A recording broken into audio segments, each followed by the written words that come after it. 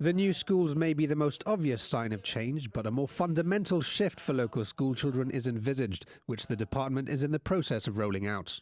This new direction will be partly founded on the use of new technology, with the department noting that thoughtful use of mobile technology is already enabling schools to offer meaningful learning experiences. However, the focus is on providing new development opportunities to children, which the new tech will facilitate. A key feature of what the department calls the education revolution in Gibraltar will be far more extensive learning outside of classrooms.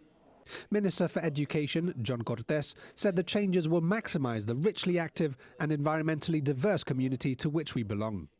I spoke to Education Advisor Christopher Gormila, who began by explaining where some of the inspiration for what's happening in Gibraltar came from. It's no secret the Department of Education went to Finland last year to look at the way that the Finnish education system built up the whole child, the holistic approach towards teaching and learning.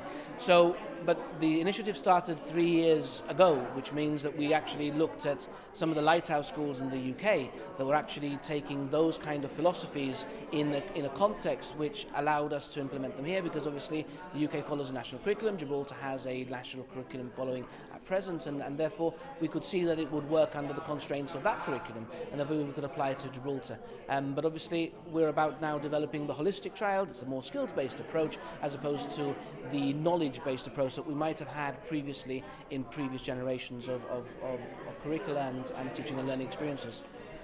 And you mentioned in the presentation that this has nothing to do with hardware, but I imagine some new equipment will be involved. Do you have any idea what that will include?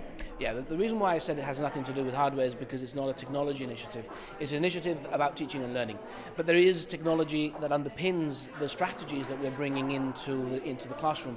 They are centered around mobile devices, that are centered specifically around iPads. And the reasons for that essentially is because they provide us with a suite of tools out of the box that allow us to make education a far more accessible experience for children with additional needs, and it just enables us, the technology allows us to take learning outside of the classroom. So instead of having our children sitting down in a traditional setting, the technology that we're implementing in our schools is allowing us to take children outdoors and actually allowing us to develop healthier individuals, because the learning now can happen independent of the location.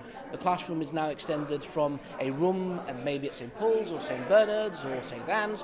It now becomes a whole of Gibraltar that has the potential to become a classroom and a learning environment for these children.